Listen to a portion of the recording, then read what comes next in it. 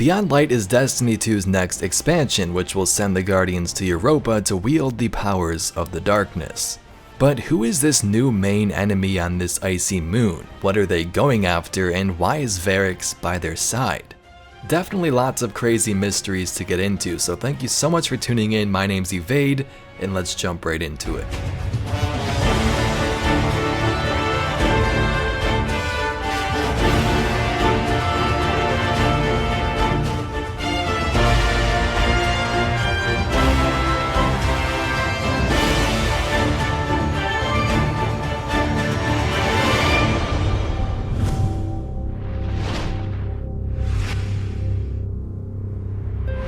Hey there everyone, hope you're having an amazing day. I know it's been a really long time, haven't really made some videos, but I've been busy making my game and sort of doing some other stuff. But hope you've been well. I wanted to cover some Beyond Light stuff, maybe make some more stuff in the future. Not sure how much I'll be able to do making the game, but yeah. Now speaking of that, before we get into this, you could skip this if you want, but one of the big reasons I sort of took a break is to finish my first game called The Remedy. Remedy is going to be releasing July 3rd on Steam and itch.io, maybe consoles in the future, not sure yet. But this is a puzzle adventure platformer game where you rebuild the world as you go, complete puzzles, unlock new abilities, and use this power of Dissolve to transform the world back to paradise. Now things aren't perfect, this is my first game like I said, but if you like to wishlist this, you don't even have to buy it, just wishlist, that would mean a lot to me. And if you stick around till the end of the video, I'm also going to be doing a giveaway regarding my game, so if you find a little secret Easter egg in the game, I will buy you Beyond Light for the platform of your choice. But anyway, let's get into the lore. In Destiny 1, the Fallen knelt under many different banners expressing their beliefs and goals. One of the first fallen houses that us as Guardians or players encountered was in fact on Earth, and their name was the House of Devils. This fallen house, which wore the red cloth as seen here and hung banners like this one, were responsible for many different battles against the humans and even the Guardian, for example the Battle of the Twilight Gap. If you remember back in Destiny 1, all these fallen houses were scattered across different locations and planets. You had the House of Winter on Venus, the Devils here on Earth, eventually the Kings on Earth as well, and the list just keeps going. The Devils were in fact one of the most prominent houses here on Earth and had one of the biggest impacts on the city in its earliest days, but this would all change with the arrival of our Guardian. Guardian? Eyes up, Guardian. It worked. You're alive. When we awoke, we were greeted right away by the Devils scouring the Cosmodrome. These many-armed creatures would pillage and loot anything they can find in the hopes of furthering their advancement with some Golden Age technology. If you've been around Destiny a long time, you know the Fallen love to do this type of stuff. A big example of that was back in Rise of Iron. After taking on Sepiks in the Devil's Lair though, this dampened the House of Devils' leadership and forced some of them to find other sources of ether and power. We know that Sepiks was kind of their main guy, so taking him down put a big dent in some of their forces. In fact, they were almost destroyed when Skolas even sent the Silent Fangs to end the Devils once and for all.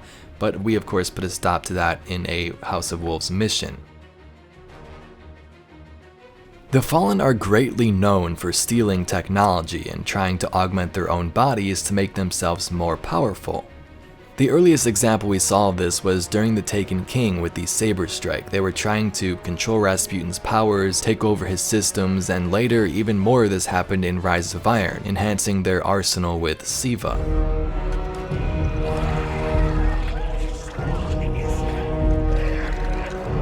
Around the time of Destiny 2, many fallen houses were abandoning their banners and joining this newly formed mega house, the House of Dusk. This was a house focused on the survival of the fallen species and unification after many years of separation. They were once apart, believed in different things, but now they're like, hey, we're kind of suffering, let's just come together and see what we can do. So is that just it? There's just one giant house and things are fine now? Or are the Fallen just done after forming this massive house? Now, if you've seen some of the new information on Beyond Light, we know one of the major antagonists of this expansion is a former Fallen Baroness named Eramis. A long time ago, there was a fallen leader by the name of Eramis, also known as the Ship Stealer, who took part in the Reef Wars and was captured and sent to the Prison of Elders. This Baroness was so ruthless it said that she took out fleets unnoticed and possibly commanded many skiffs and ketches in the process. Eramis remained in the Prison of Elders until Forsaken, when this great escape took place that freed many of the high-value targets back into the system. So back in the season of the Drifter, we got a card that details how the Prison of Elders escape happened. Variks, we know that he started it, but it also details some other stuff, so let's read that real quick. It says VIP number 2029, a one-stone personality known as Eramis, or Eramis the Ship Stealer. A House Devil's Baroness incarcerated during the Wolf Wars, Eramis successfully fled the Prison of Elders during the mass escape orchestrated by 1121, or Variks. Eramis is a classical fallen pirate of the old ways, vicious, uncompromising, and possessing cunning of the highest degree. Field reports indicate that she is rallying violent dissidents to reconstruct the House Devils from the ground up. This agent believes her to be the most viable candidate for universal fallen reunification and would urge the Vanguard and other interested leadership to aggressively prioritize her destruction. Not much was known on the whereabouts of Eramis until almost about a year later during the 0 Hour mission. Now, if you've played this mission, you know the name of the House Devils appears once more here. Although the enemies do still appear purple, maybe perhaps they just reformed, or Bungie didn't really have that much time to, make an upgraded version of these devils for D2 and just made them remain purple. But regardless, during this 0 Hour mission, these Fallen were once again trying to obtain the power of Siva, and with the help of Mithrax, we were able to step in and get that Outbreak Prime back from the Cryptarch vaults. This was sort of our first hints at Eramis possibly being a future antagonist and forming something that's even more daunting than the previous Fallen Houses. So next to these enemies having House of Devils or Devils in their name, we also have the final boss, which gives it away, being Syrinx loyal to Eramis. After a failed attempt at the old tower, Eramis wasn't going to stop there. Forming a new army of darkness, she recruited members from the Devils, Dusk, and even maybe other Fallen Houses to once again build a mega house centered around the darkness and its powers. And also, you guessed it, they're on Europa.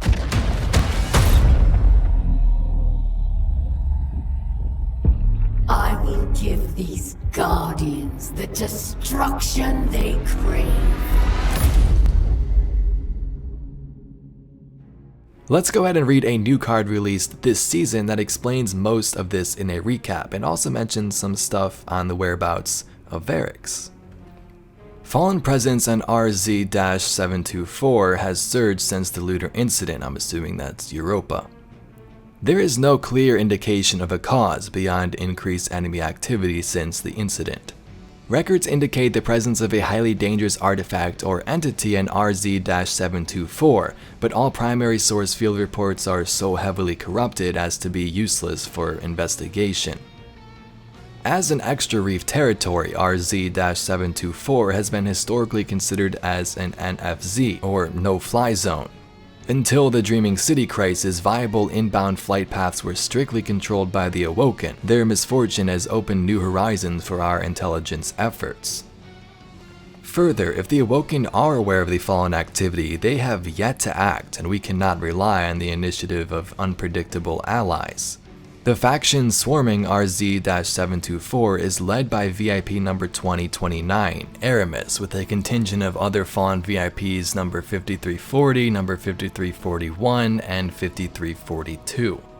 The unnamed faction appears to be an amalgamation of former House Devils, House Wolves, and House Dusk members, though VIP number 2029 seems to have unexpectedly abandoned the banner of House Devils. Unverifiable reports indicate that VIP number 1121 is among the group, though whether as a co-conspirator or a prisoner the agent does not know. I recommend immediate action. Several well-outfitted fire teams should be sent to RZ-724 for further reconnaissance and retaliation. This may take resources away from the current containment efforts on afflicted planets, but swift action will stop a fallen insurrection before it happens. Whatever is buried in RZ-724 must be kept out of enemy hands at all costs. So this card is very interesting, and if you want to know where this card came from, I believe it's the rimmed shell that was part of the pre-order bonus for Beyond Light. I'm not sure if it's the collector's edition, the digital one, or not, but you can find it online if you don't want to buy it. Regardless, this card tells us of something weird, an entity or a dangerous artifact in RZ-724, like again I'm assuming is Europa. This faction swarming around the area is led by Eramis, and also some of the other VIPs mentioned in the previous card from the Season of the Drifter. This tells us that this new faction led by Eramis is a combination of the former House Dusk, House Wolves, and House Devils members, though Eramis does seem to have abandoned the House of Devils banners. The next line tells us that Variks is also among this group, though it's unclear if he's there, sort of helping them out, or if he's sort of a prisoner of this group and really has no option. Now from the Beyond Light trailers, we know this is pretty bad with this new fallen faction. They're using the powers of the darkness, which the Guardians will also use, but they have it in their hands as well, and they're going after something on Europa. But Guardians, that's basically all I got for this video. Eramis was once in the Prison of Elders while the House of Devils were rising up. We put an end to all that stuff, stopped them, and once she broke free from the Prison of Elders, everything was kind of gone. All these fallen houses abandoned their banners, made a House of Dusk, and she decided to band some of these fallen together, do her own thing, and now they're on Europa waiting for us with the darkness. I hope you enjoyed this video. I know it's been a long time. I'm not sure how often I'll be making some of these videos, but wanted to get some news out regarding Beyond Light. And I do still follow all this stuff and play the game, even though I haven't been making that many videos. Once again, a little shout out for my game. It's called Remedy. It's coming out on July 3rd. It's a puzzle platformer adventure game where you solve puzzles to unlock new abilities in an open world map and sort of rebuild and transform the areas as you go.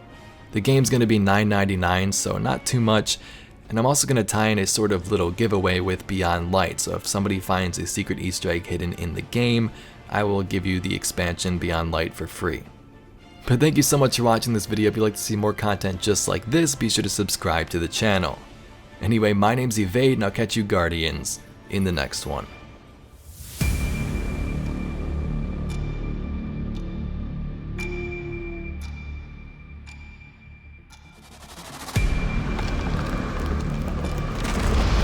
Ha ha!